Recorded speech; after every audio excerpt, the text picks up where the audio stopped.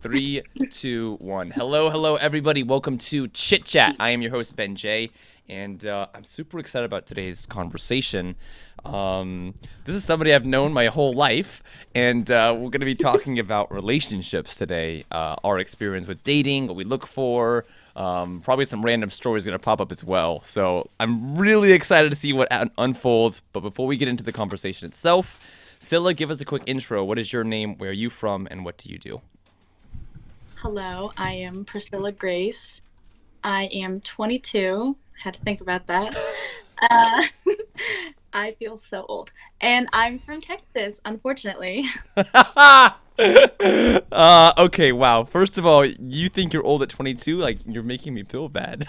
You're I've, 20, 25, 26? I mean, I'm not gonna admit it, but yeah, I am. I'm 25 at this point, 26 later on this year. But We, I mean, same as you though. I'm always like thinking about my age. I'm like, how old am I again? I just started telling everyone I'm 16. Like, no, you're not. Like, you're right, I'm not. But I don't know my real age. In Jacob tells uh everybody that he is 689 or something like that. Okay, all right, all right.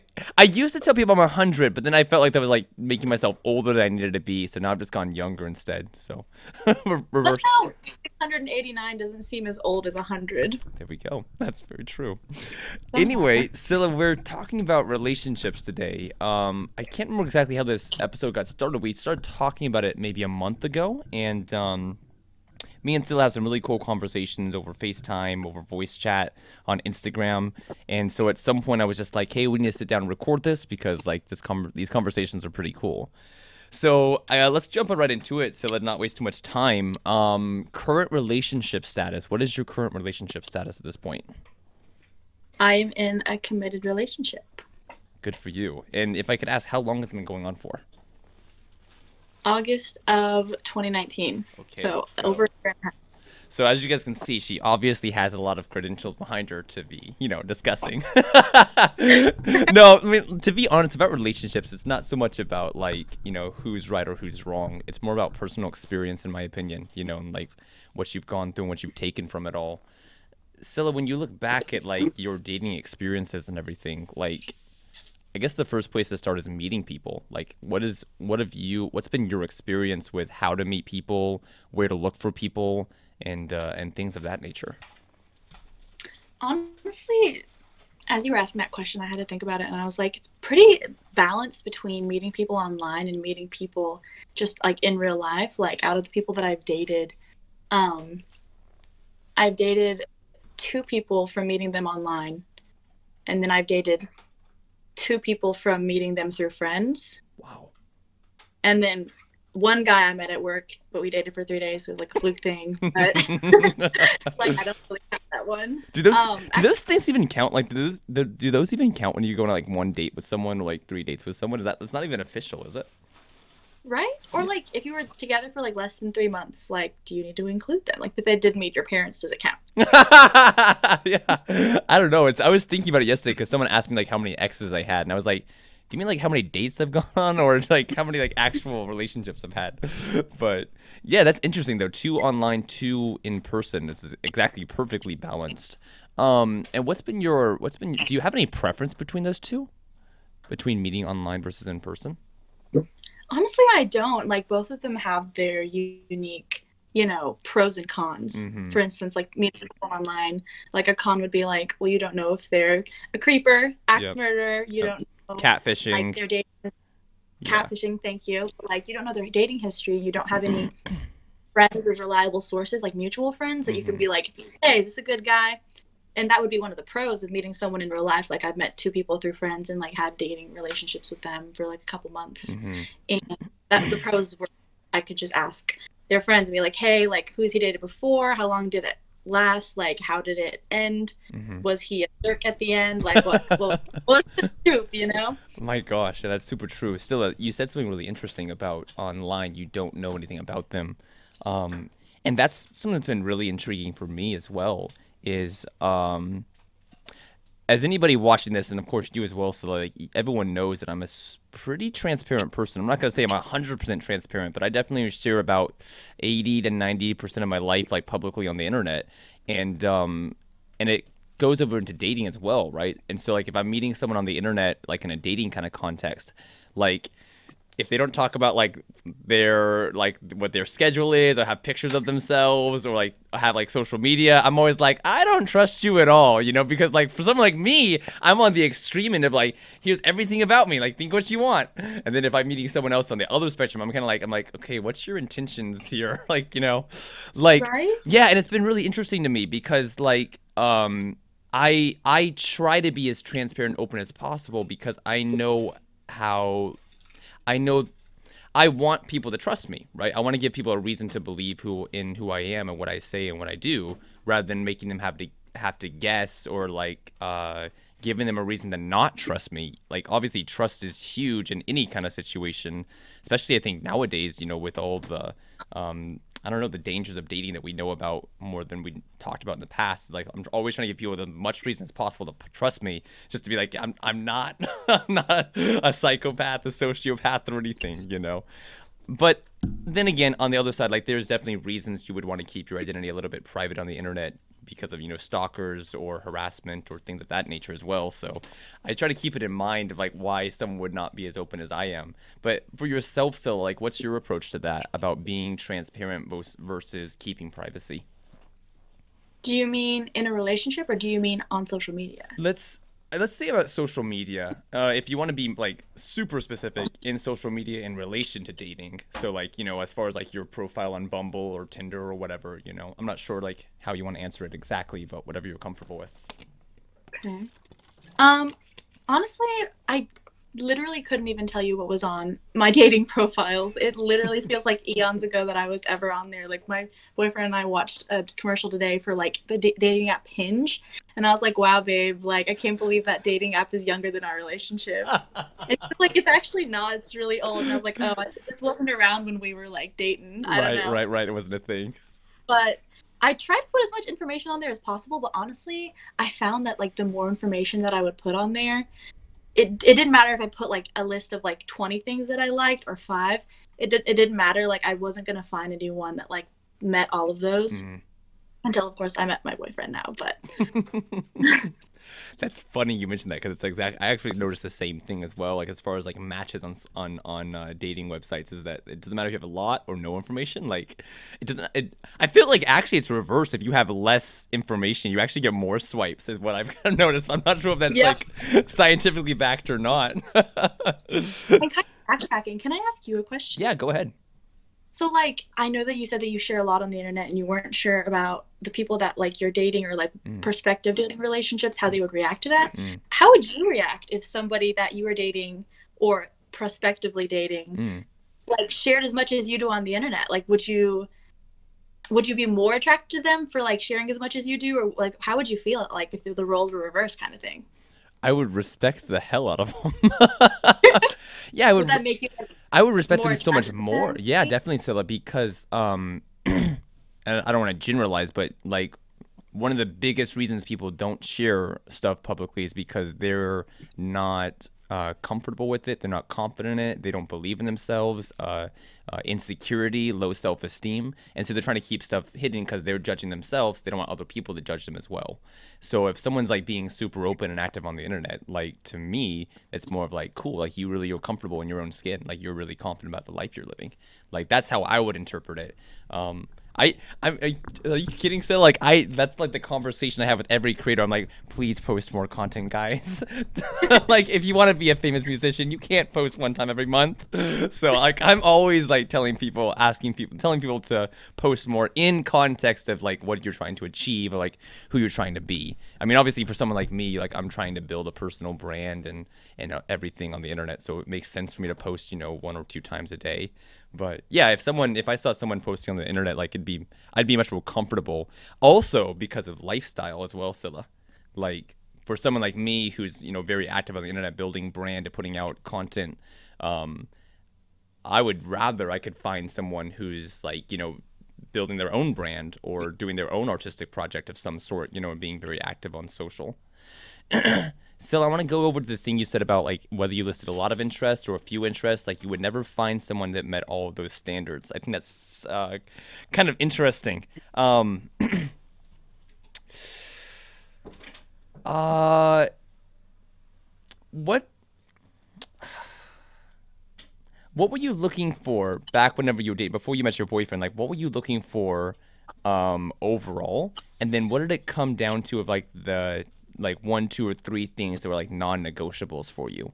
So like at first, like what were your expectations? And then as things got like more, you got more experience, what did you realize like, okay, this is not as important. This is still super fucking important. So honestly, for me, it was like at first I was like, okay, well, if they don't have, let's say three random hobbies, because honestly, for me, it wasn't so much as looking for standards as much as like the first time that I met them, first impression. I was more of looking for like things to do together, because like we're young, we're in our 20s, like yeah, if we don't agree on religion, that might be okay down the line, but like right now, do you drink coffee? Yes.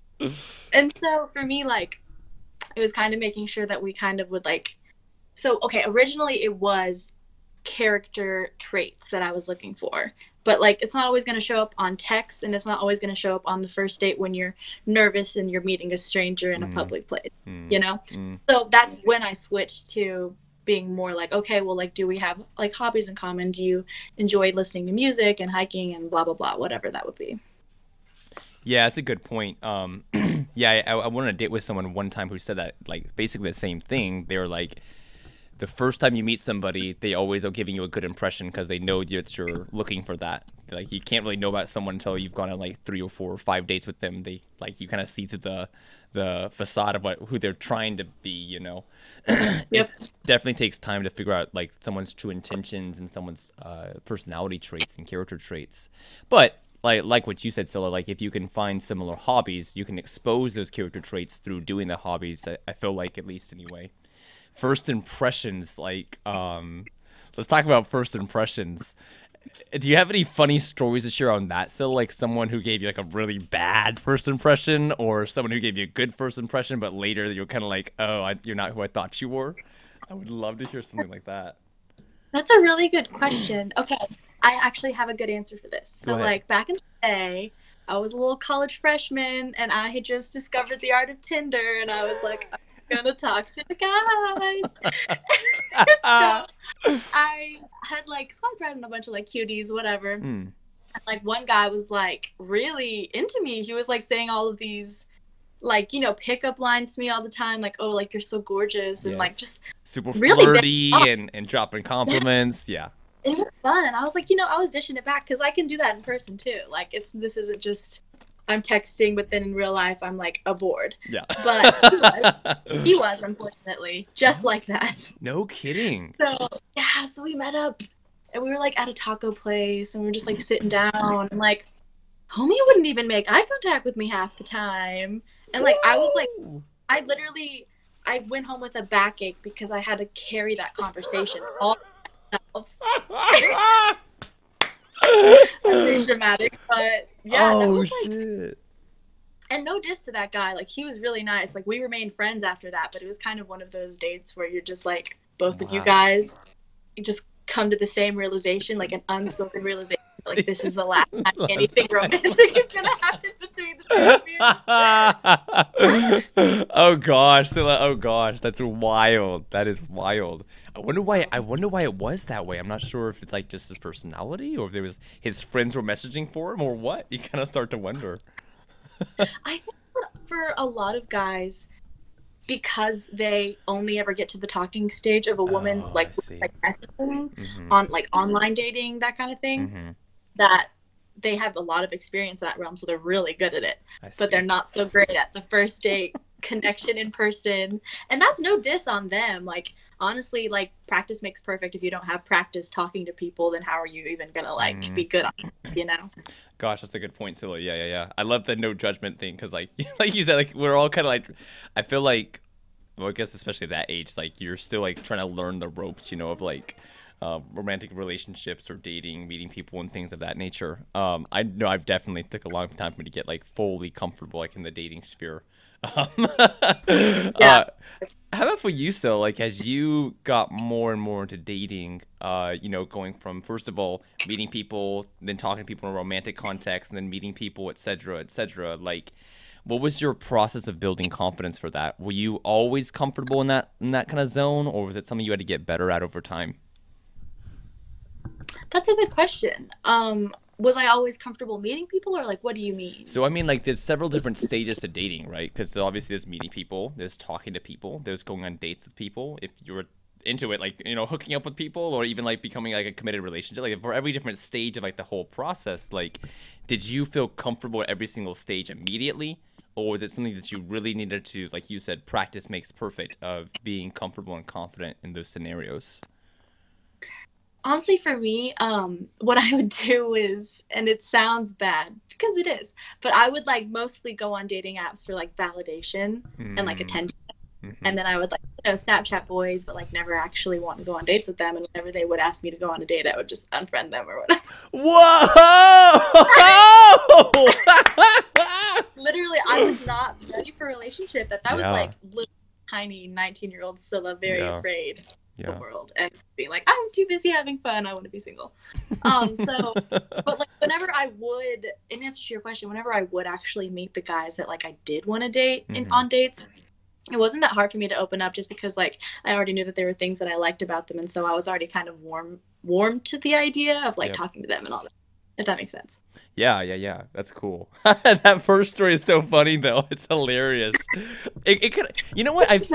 I feel like there's this is kind of a strange place to go with it, but like the ethics of online dating, is almost like very different from like in real life dating or meeting people in person dating, whatever you call that. Like I don't know, like there's so many things a part of online dating culture that don't really exist as much in like real life dating culture. So I mean, like ghosting people, you know, dropping conversations, unmatching like without saying why, you know, deleting someone, blocking someone without telling why.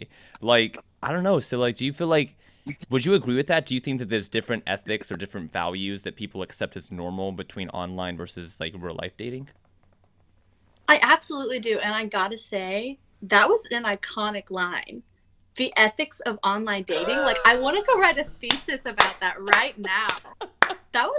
I love that. It's weird. Sorry. It's so weird. Thank you for saying it. Like, it's so weird though, Scylla, because like there's things that I was like, that's not okay with, like, before I got into online dating. And then after being in online dating for like, you know, like more than a year now, I was like that's totally acceptable to do that.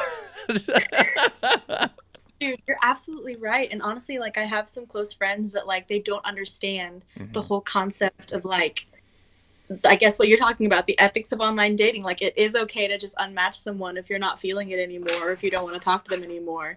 And it's okay to talk to multiple people at one time. Like, you're not breaking anyone's heart. You're not being unfaithful. You aren't even like in a relationship with that person. So why wouldn't you be able to talk to multiple people? Right. Like, don't put all your eggs in one basket kind of concept. And that, I feel like even 20 years ago was just not acceptable to people. Like, you couldn't date multiple people at once. What are you doing, you whore? Like, right. Yeah. No, exactly. And that was like kind of a crash course of learning, because like you said, at first I was kind of like I would feel like guilty, like, oh, is it okay to be messaging different people? I was like, sorry, I can't talk to you anymore. I'm talking to someone else right now. But like the thing is that like you learn pretty quickly. Like, you like say that to someone, and then like 1 week later, this person's gone completely. Like, oh shit, you know, it's like left me high and dry. Yeah, and like, I guess that's the thing that happens. Like, at least in my situation, was that like, first of all, you think like, oh, that's not acceptable. Then someone like does it to you, and then like you're like actually like, oh, okay, wait, they're doing it to me.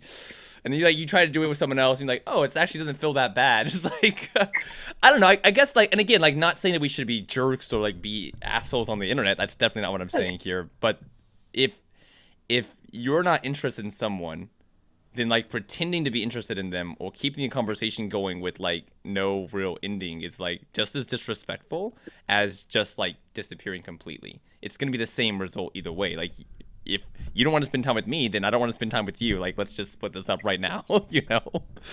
Agreed. And honestly, I feel like the difference there would be closure, because like, if you're dating someone in real life, let's say, versus online dating, that's how I'm gonna describe the two. You wouldn't just, I guess there is a term for it, ghost them, but like, if you constantly had like a physical like date with them, they would be like, they'd probably call you or show up at your apartment and be like, why haven't you called me? Like, are you dead? You know, whereas like online, like you just stop hearing from Timmy and you're like, all right, I guess we're not a thing anymore.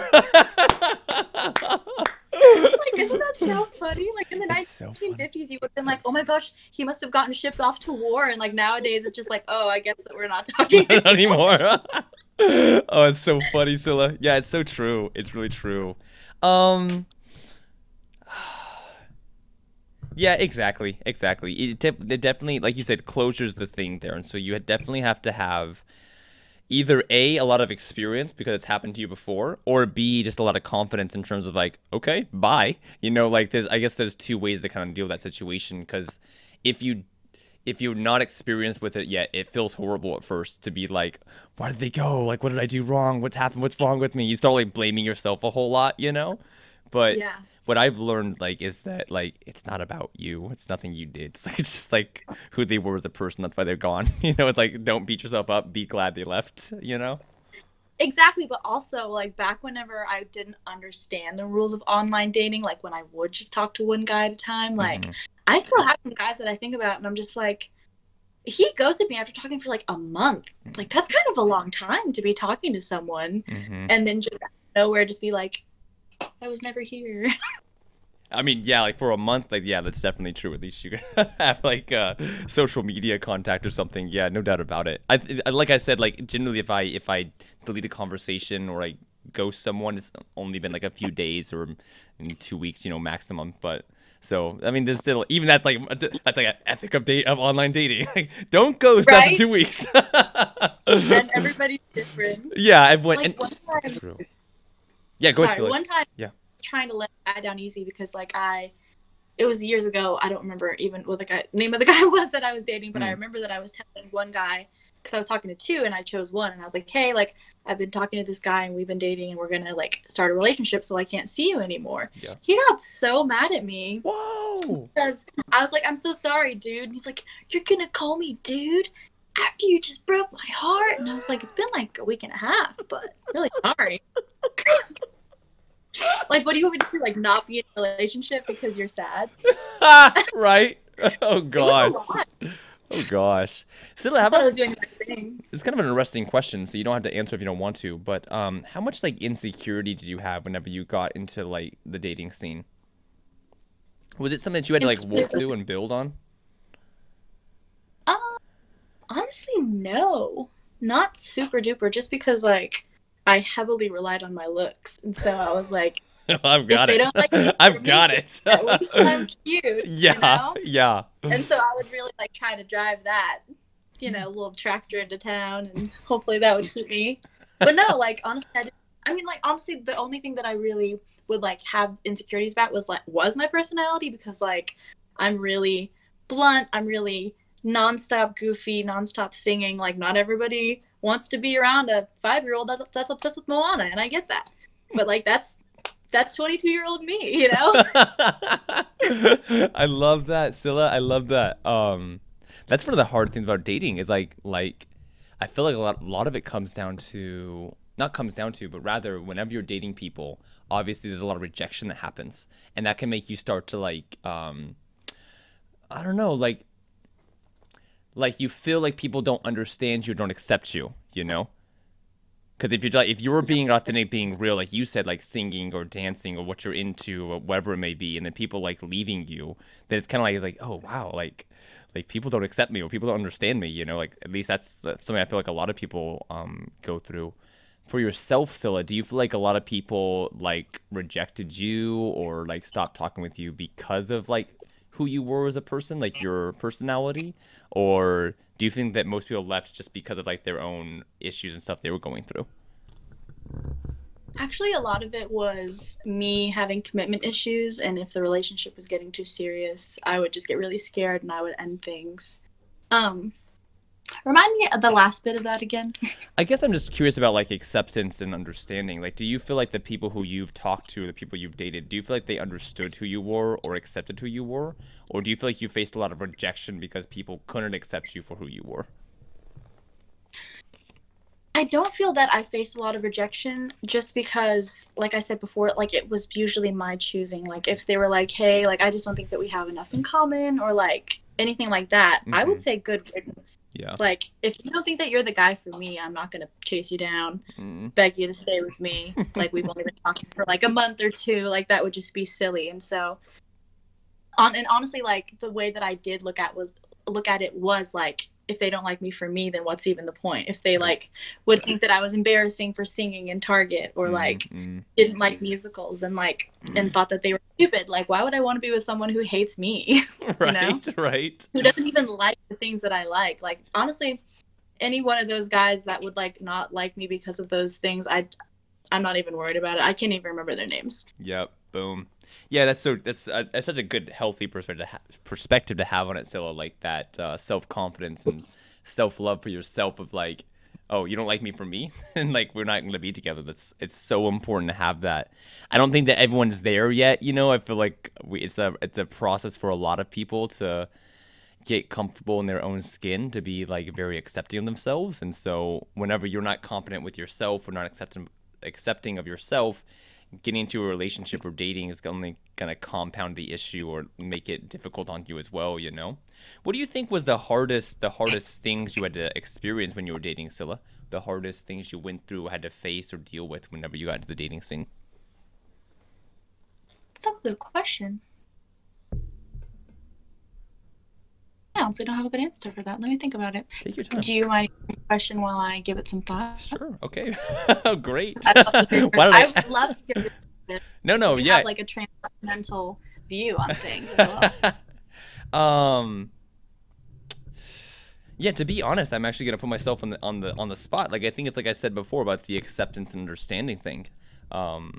And I'm not sure. I don't want to like generalize or like make assumptions. It could be related to the fact that I'm obviously an expatriate living in a different country. That could definitely play into the picture here. Different standards and different coming from different cultures and different perspectives.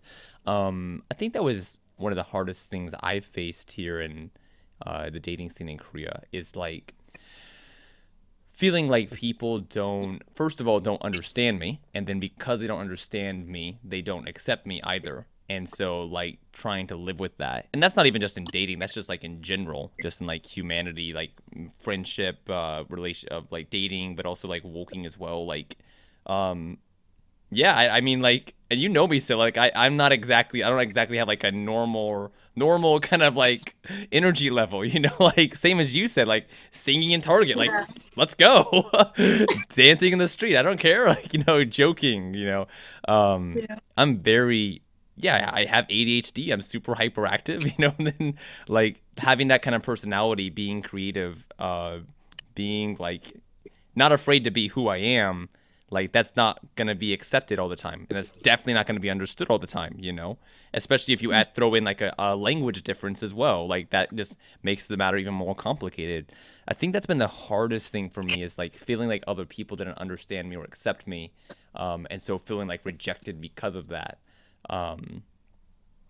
And I guess I don't want to end on a bad note. Like, it's actually a good thing. I'll say it's a good thing, because like it forced me to accept myself.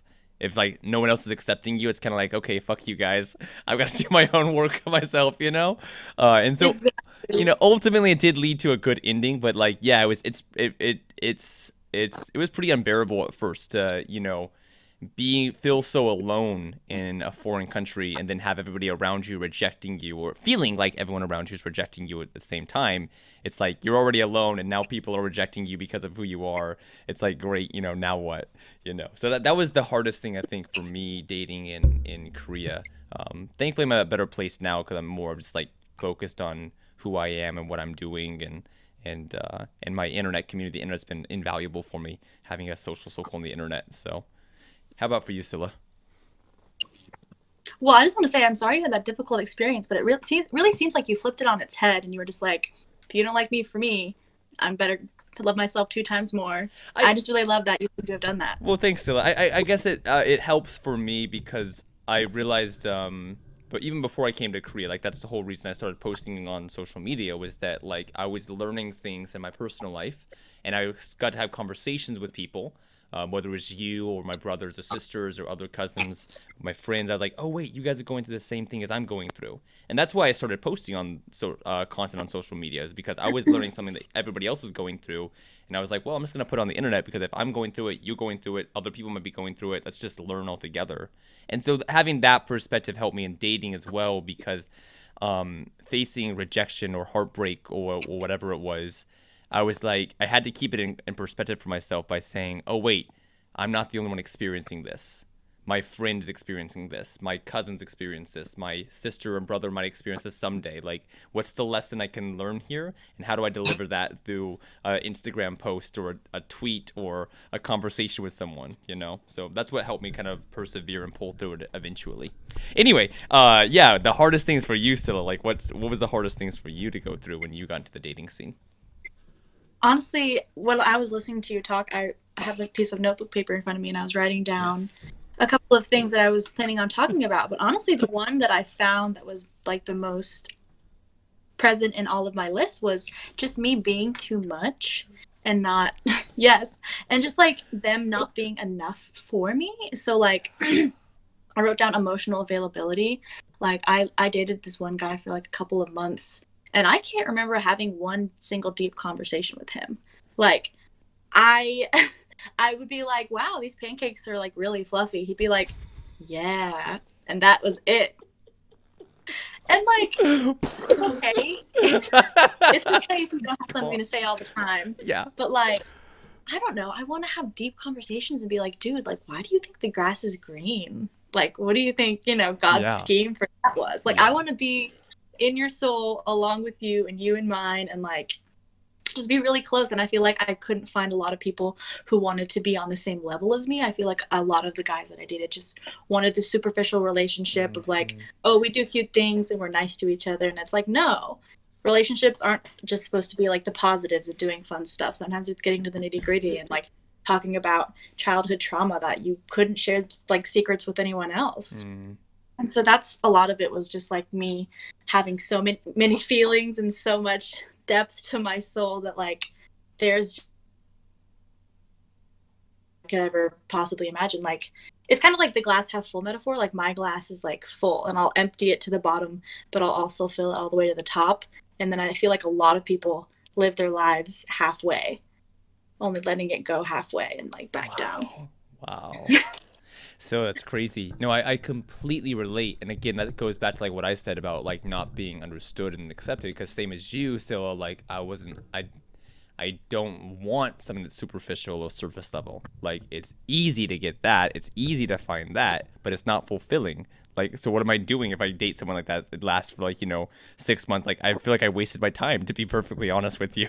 Like, and my time's pretty valuable these days. I got a lot of things I'm doing and that I want to do. And so like having a trophy relationship is not on my agenda, Absolutely. And that's why, honestly, for me, like, I don't regret any of the guys I ever dated. Not only because it led me to the person that I'm with today, who is a great partner, but also because like I would never have known what I wanted if I had found what I didn't want. That's a good point. So that's a good point.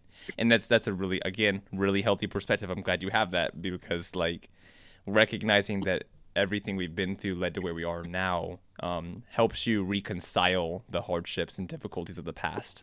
Recognizing that if we didn't experience that, we wouldn't be who we are today, or at least we'd be a different version of who we are. So yeah, that's really healthy. I love that. But still, yeah, go ahead. Another thing that I found was difficult was like, I put respect and politics, and then I put language next to it. And so like, it was, honestly, a lot of it came down to politics and whether or not they supported a certain president, Poopy Pants, who used to be in office, and just everything that goes with that. And like, I know that everybody is always says like, oh, with each generation, it seems like the politics are the most important thing. And like, yeah, people's lives are on the line. They're literally getting murdered for no reason. It is kind of important, especially now. Okay, this isn't happening for a while. And so like, I've broken up with someone because they didn't share the same political beliefs as me. I've broken up with them because they had racist beliefs. I've broken up with them because they said the N-word. And they promised that they would change. And I was like, the fact that you ever thought it was okay. the fact that you've had people tell you it wasn't okay before and you continue to use it, just because a hot girl tells you not to use that word doesn't mean that it's okay now. Yeah, we're talking about values and standards here. Yeah. Yeah. Like, literally, I really, really consider politics to be like a very important topic that I think that you need to have like in common with your partner. Like, I don't know if you've heard of like the couples in America that like literally got a divorce because one of them voted for one president and one of them voted for the other. Oh wow, but that's you're kind joking. of as I would go. No, dude. Like, I've seen a couple. Yeah. I mean, I can completely understand that without a doubt. I want to ask you this though, Scylla, because I love what you're mentioning here. Obviously, like, having depth to the relationship, having deep conversations, sharing political views, having certain values and standards in place. What I'm curious about is, do you feel like you had to compromise on any of those things? Can you say the question again? Sure. I mean, like the first one, having deep conversation with someone, and then also you mentioned like politics as well. Do you feel like whenever you were dating people, or maybe even your current relationship right now, I'm not sure, do you feel like you had to compromise on any of those expectations at all, or do you feel like those expectations got to be completely met? Because I feel like the reason I'm asking is to give some context. It's just that, obviously everyone does have things they want in a relationship, whether it's having the same political views or same religious beliefs, or having the same like expectations for the relationship as far as whether just having fun or being serious or dating for marriage. Like, everyone has like those expectations, right? But whenever you are having trouble finding someone to live up to those expectations, you start to like lower the bar, right? Lower the bar, make it easier to be more approachable and more accessible to a partner. So for yourself, Scylla, like in your relationships that were long lasting or committed, do you feel like you had to compromise at all on those values, like politics or the communication aspects or things like that? Honestly, all of my other relationships that I'd been in were like 3 months or less. Mm-hmm. This is actually my biggest relationship I've ever been in, and the same for my partner. And so every time we kind of get to like a new milestone, we're both like, I don't know how I'm supposed to feel. I've never been here before. Like, it's kind of cute that we're like, like experiencing like a long-lasting relationship together for the first time. Yes, I love that. Because like, and I know this is a little bit off track, but like whenever you're in a relationship for a really long time, there's not a lot of firsts. Like, we've gotten every kind of food together. We've been, we haven't been across state lines yet or anything, but like, we've gone on trips. Like, there's not a lot of like new things, but like every time we hit a different milestone, it's like, oh, this is new. I've never been here before with someone. Mm-hmm. But it's kind of off topic. No, like, I love that though. It's the beautiful. reason why. Thank you. So like the reason why I would say that like I didn't ever compromise on these kinds of things was just because whenever I found out that they were issues or like something that bothered me, I would just end it. Like, I would never want to stick with someone who I didn't want to be with just because like, oh, they'll change their mind, or oh, I'll compromise on this. But like, for me, these are my non-negotiables. Like, who you want running the government, like, it's important that we agree, because one day we might have kids and you might tell them that it's okay that women don't have as many rights as you do, or women don't make as much money as you do. Like, right. Why would I want to be with someone who thinks that way, Yeah. Like, same for like emotional availability. Like,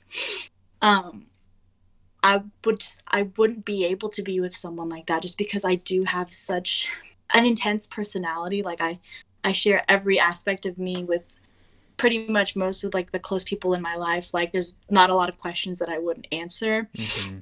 And so like, to not be able to have like that shared deepness and like being able to like bare my soul to them and them not opening it back up to me, like, I don't think that I would be able to live without that kind of reciprocation, It's like whenever you tell someone like, dude, like, all this stuff happened in my day, it totally sucked, and they're like, wow, I'm sorry. And you're like, you're not going to be like, wow, she shouldn't have said that to you. Or like, oh my gosh, your professor gave you that much homework? That's all you said. You know what I mean? Yeah, so, yeah. Like, I don't think that I would be able to survive in like a hostile environment like that. No, just kidding. But yeah, like, I I would actually have to say that those are my non-negotiables.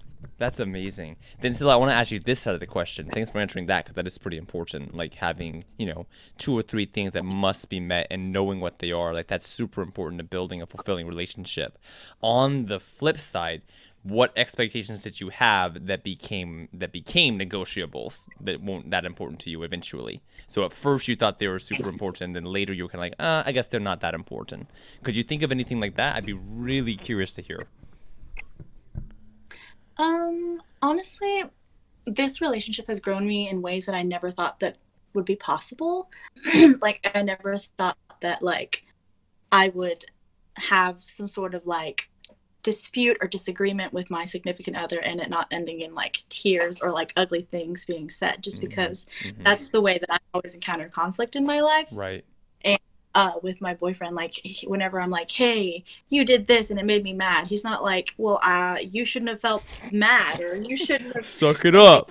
Yeah, exactly. He's just like, wow, like, I'm sorry, I fucked up, like, what can I do to make it better? And I'm like, say you're sorry. And he's like, I'm sorry, like. Yes, yeah. Communication, like actually communicating. And it's taught me that, like, I don't need to yell at people when I'm mad. I don't need to blow up at them. You could be kind and be like, hey, like, you said something the other day and that hurt my feelings, and like I just wanted to let you know, like, do you mind apologizing to me? Instead of having to be like, oh, you said this, and like making it a bigger deal than it is. Like, I don't know if that answers your question. I thought that it might, in like the way that like I've learned that, and I never thought I would like have that, much less have someone teach me to be like more calm, because that is not my personality. That's awesome. That's another cool thing I want to bring up actually as well. A lot of people talk about like getting into a healthy relationship and like learning from that relationship or being fulfilled from that relationship. Where do you stand on that, Scylla? Do you feel like you were like a completely independent person who let another person come into their life? Do you feel like you were someone who was looking for their other half? Like, how do you feel about that in terms of your current relationship? I would definitely say the first, and I can't speak for my partner, but like I would almost say that he felt. Get him in here, let's find out. Get him in here. No, I don't want to put him on the spot. I'm just joking. Yeah, that'd be cool. Anyway, so you're completely independent and so like I would say that, like, okay, so for instance, like one time we had like spent like a couple of days together. I think it was like a weekend, and then I was driving home and I made a tweet and I was like, why do I literally feel better than I did on Friday? Probably because I spent the weekend with my partner when we're in a healthy relationship. Kind of crazy. And like I said that like month 1 or 2 of our relationship. And so like, yeah, like for instance, we both have like our separate social lives. We both have our own friends, but then like sometimes like I'll come hang out with his friends and he'll come hang out with my friends. But it's never like we're codependent. Like, oh, I have plans this Friday night. Oh, well, I'll be sitting alone. It's like, we all have our own separate lives to live. But like whenever we get together, is happier. And like it's sad to say, but I've been in so many toxic relationships, or like relationships where like they didn't match my emotional availability, and so every time I left I felt drained because they couldn't match what I was bringing to the table. But with my partner right now, like we get together and I feel better, and he talks to me about things, and we like enrich each other's lives, both like with our own character growth and also like supporting each other with like our dreams and stuff. And so, oh my God, I guess that answers your question. It makes me feel warm and cozy inside. That's beautiful. I love that. No, it's so cool to hear about, like you said, like healthy relationships, because it's so easy, like we said already, to find a superficial relationship, to find a trophy relationship, to find like a toxic relationship. That stuff is easy and it's unfulfilling and it's damaging. So to hear you like share your experience about a healthy relationship, it's super cool. We need more people talking about that kind of stuff, and sharing it to normalize it. I don't know why, like, why do we have to normalize a healthy relationship? But like, we need to. Dude, like literally, like we are in a happy, stable relationship, committed to one another, but we turn on the radio or we like turn on our favorite pop artists, and they're all talking about breakups or their shitty partners. Or you turn on TV and they're like, ugh, can't believe I have to go home to my wife of 40 years, and it's like, why are you still married if you hate her? Right. Like, right. Literally, like, never too late to get a divorce. Cisgendered couples are sometimes so toxic, or at least they're portrayed toxically in the media, because like everybody's always, you know, breaking up in songs and breaking up in TV shows, and it's like, why not just show the happy, healthy relationships? Why not just make a bunch of songs about how much you love your partner? I guess that it wouldn't make as much buzz, but it's much more fun for the people who are in happy relationships. Like, not everybody's like, you know, in a miserable relationship or just alone. And also, Scylla, I feel like, and I think we recognize this more than ever right now, what influence we have ultimately affect what choices we make. Right. And so that's why we're fighting so much for like equal representation nowadays in terms of race and ethnicity and gender and everything, because if we can represent those things, other people can see it and recognize like, oh, that's normal. Or, hey, that person's like me. Hey, that's oh, cool to be that way. Like whatever it is, like the more positive influences we can have, the more like self-acceptance we can build for ourselves through seeing other people succeed that are like us, other people be accepted who are like us. And so, like, I actually think it would. That's why I'm glad for things like social media, because, like, I'll take up TikTok for an example. I'm not sure how much of a TikTok watch you are, but like, there's some really cool couples on TikTok, like happy, healthy relationship couples on TikTok that make really cute and endearing content, and I love to see it. Like, I love it. On one side, makes me like, oh, I wish I had that, but on the other side, just like I'm so glad for you guys. Like, you guys are so much fun to watch. Like, there, I can think about the top of my head like three couples I like to follow on Instagram, just because they appear to be a happy, healthy couple, and so it's cool to see that, you know, at least one place in the world. Dude, I absolutely agree. And actually, TikTok is like low key one of the hacks that I would say that I like need for my life, and not only like little like, you know, food hacks or like meals that I've, you know, been able to create, but also like for my relationship with my partner, because like I follow a lot of like therapists and like just people who are like really, I don't even know how to describe it, but honestly, like a lot of them are like how to, you know, deal with conflict with the partner, or like if you're in a long-term relationship, how do you check in whenever, like, it's not like you're mad at them or like they did something to annoy you, but like how do you have relationship check-ins, and what does that look like, and how often do you do it? Just kind of like relationships for dummies, cool kind of thing, counseling and things like that. Yeah, because like I said before, it's like uncharted territory for the both of us. And so like we started like having like bi-weekly check-ins, just because like I was like, oh, I saw it on TikTok somewhere, it's probably good, you know, just make sure, like, hey, like we can try even it, if it's you like know? Yeah, like even if it's not worth mentioning, but like a couple days ago, like we did this and I didn't like it, and it's like, oh, well, let's not do that again, you know? Even if it's just like a silly little thing, it's just like a safe space to share your, you know, what you've been feeling and like how you feel. Oh gosh, I love that, Scylla. We'll have to say that for a later episode. I'd love to hear more about that safe space. It sounds like a cool thing to talk about more. But yeah, TikTok, untapped. There's a lot of room for there's a lot of cool content there, and there's also a lot of room for creators to jump on there and be doing their thing, because even though people associate it with like dancing and singing, like you said, there's like how-tos, life hacks, iPhone camera tips, relationship tips. Like there's so many other kinds of content on TikTok that are like not fully recognized yet, but will be eventually. Heartbreak. I want to touch on one more thing. Heartbreak.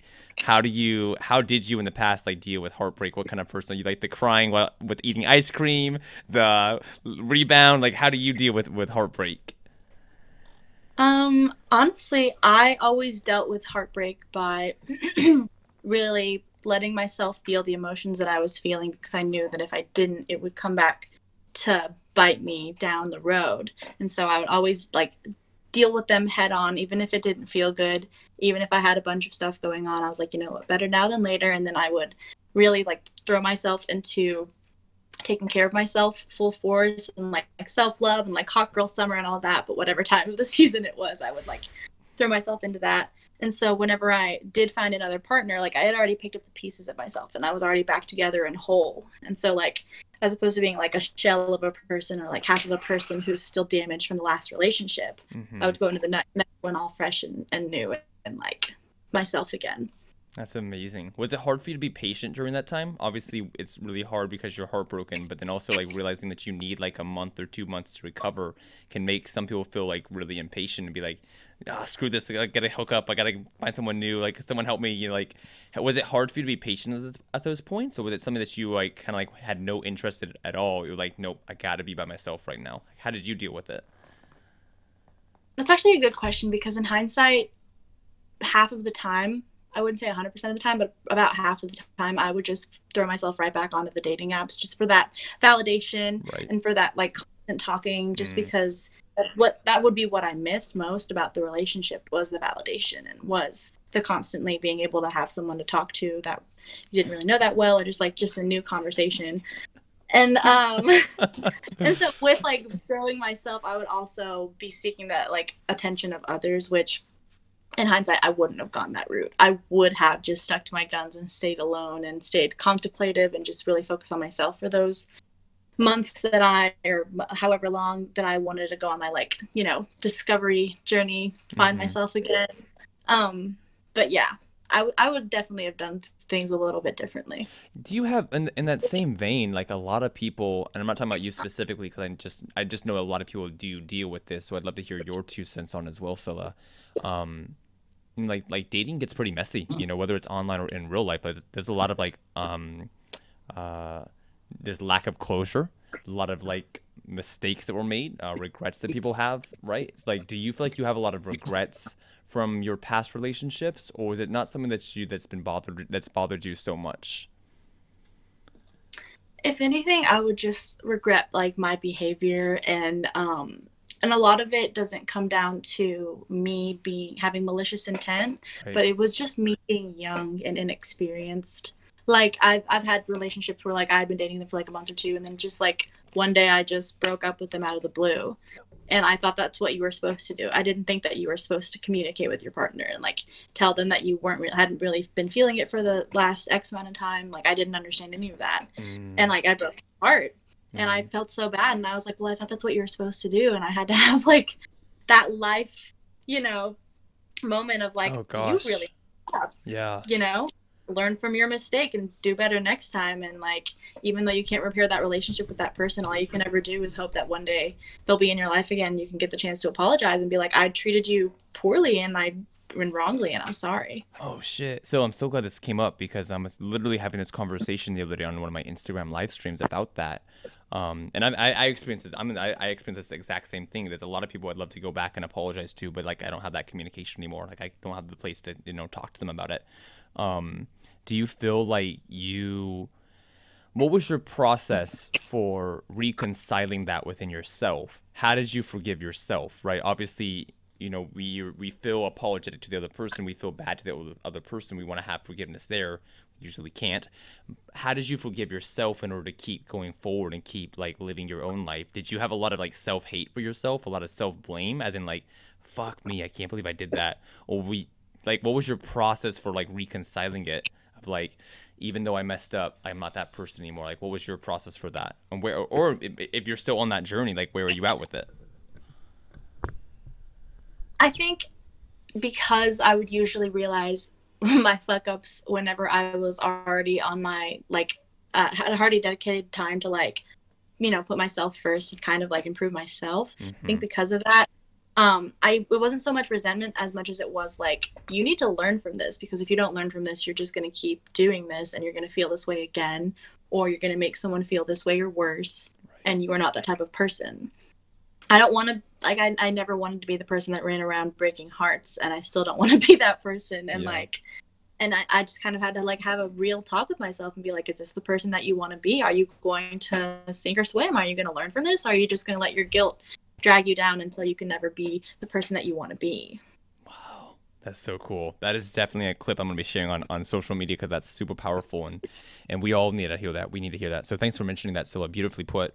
The last thing I wanted to bring up, and we're already talking about it right now, actually, obviously with becoming a better person and proving who you are, a lot of relationships, we always look at the other person, right? We're always like, are you fulfilling what I want? Are you giving me what I need? Are you this? Are you this? Are you this?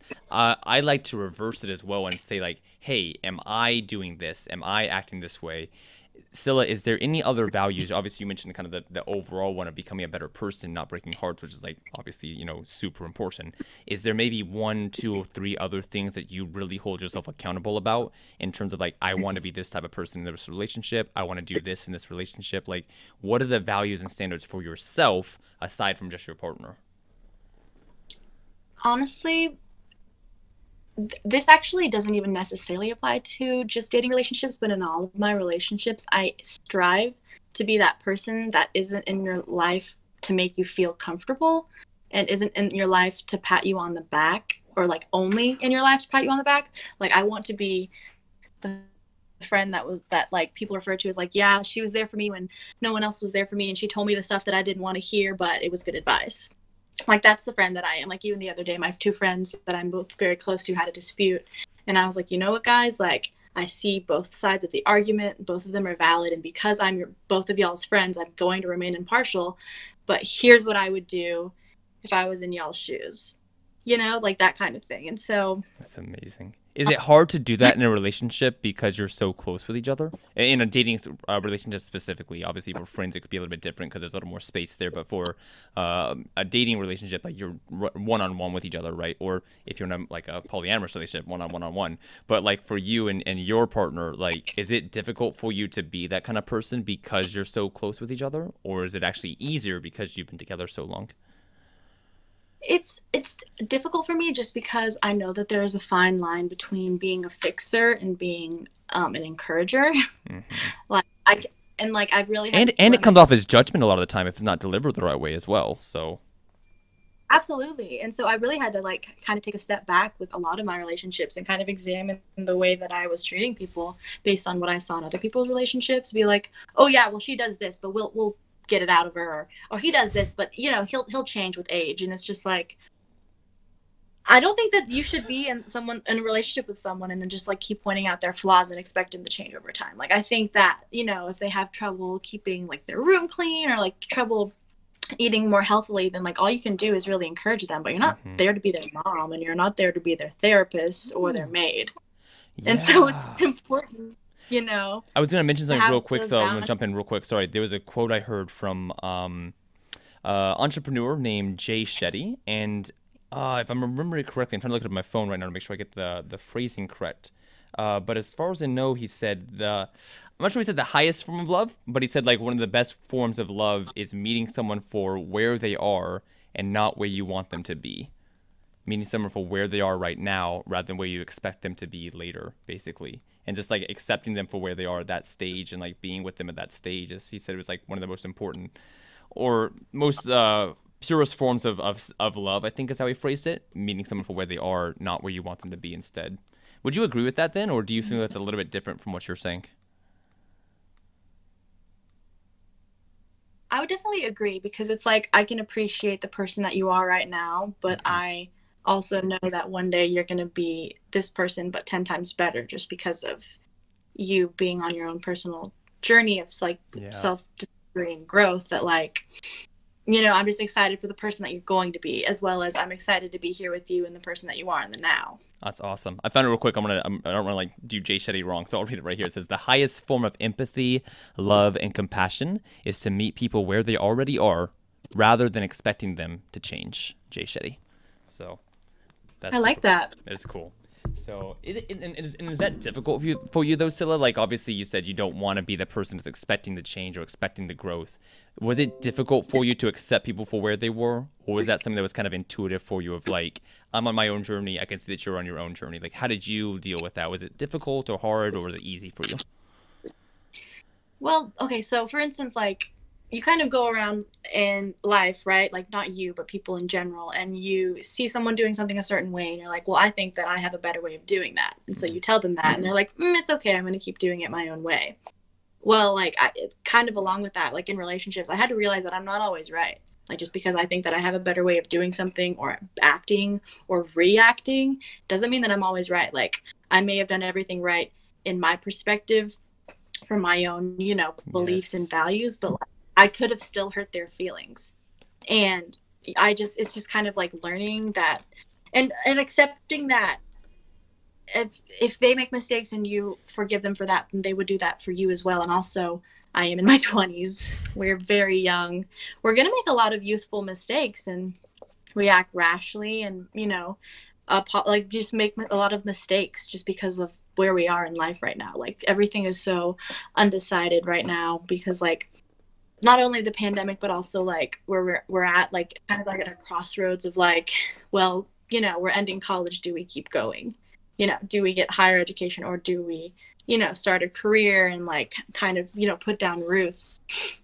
And I guess it's just kind of like figuring out like if y'all are kind of at like going on the same path together, or if you're like farther along than someone else and you're like, oh, I've already matured in X, Y, and Z area, I don't have time for you to catch up.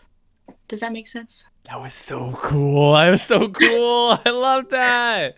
Yeah. Thank you. No, so that's so cool because that's what I've had to learn as I got older. I think when I was younger, there's a lot of pressure on myself. It was for myself to be the best already, or to be stable already. And like, just as living a few years, you realize like, oh, wait a minute. This is the process of building my own life. This is the process of becoming stable. I'm going to make, like you, and I love the phrasing you used. You said useful mistakes. That's so cool. I'm going to make useful mistakes in order to have a firm foundation I can build upon, you know, in the future. And so recognizing that, like you said, you know, your 20s, especially your 20s, but even 30s and 40s in some people's cases, like your 20s are a super formative time for shaping the life you're going to be living in the future. And be patient and put a lot of care and time into it because you're making your life right now. Oh my gosh. So there's so much more I want to talk to you about. We didn't even touch on religion. We didn't touch on some other things I would love to dig into, but it's getting pretty late and I know you do have you need to get some rest. So we'll go ahead and wrap the conversation up. Still, I want to thank you for jumping on and like being so open and just like dropping the fucking wisdom you dropped today, because this was so cool. Such a beautiful conversation. In closing, I'll ask two questions. The first one is, what is some relationship advice you feel like everyone could use? What is some relationship advice you feel like everyone could use across the board? Okay. That's a big question. It's kind of big. The second question is like, what do you personally want to like end the episode with? But like for the first one, just for anybody listening, you know, who's in the dating scene, who's having a lot of frustration, a lot of rejection, they feel like they're not going to find somebody. They have a lot of self-hate as well. Like, what would you tell someone like that who's still in the dating scene, looking for a partner, but just continuously failing and not finding what they're looking for? What would you say to them? I would say that I know that it sounds cliche and everybody else is telling you this, but keep your standards high, because like once you find the person that you're meant to be with, it's not going to be difficult. It's going to be like effortless and everything that you want it to be. And like you'll wake up one day and be like, how did I get so lucky? Like literally me and my boyfriend had been like dating for like 2.5 months and we realized that we forgot to make it official. Like we were just too busy enjoying each other's company, you know, having a great time, that we literally like had to backtrack and be like, okay, I think like a month and a half ago we were pretty official, so we'll just say we started dating then. And so like keep your standards high. Like I never thought that I would find someone who like loved me for me, but also had like checked all the boxes for like things that I find really important, like politics, but also like family comes first. And also like if my siblings are calling me and we're in the middle of a movie, I'm gonna take that. You know, just like respecting my boundaries as well. Like he is always just like, hey, like I know that you said you might want to watch this movie, but I think it might be a little bit scary, like are you sure you're comfortable with that? And I'm like, you know, I appreciate that, because I am a little scaredy cat, but no, like I'm good, you know, just like making sure that you're comfortable. And I guess I would just definitely say like just keep your standards high, because like, you know, the saying like shoot for the moon and even if you miss you'll land among the stars, like that's what I feel like. Wow, that's super cool. That's super cool. Yeah, I'm a big fan of standards. They definitely do kind of guide the life you create for yourself, because you're not going to accept anything less than what you want, or what's less than what you deserve as well. And I use that word very carefully. I don't like to use the word deserve very often, but I'll definitely use it in this situation. Lastly, so is there anything you want to say in closing at the end of this episode? Any last thoughts in your mind or stuff that we didn't get to bring up you wanted to say real quick?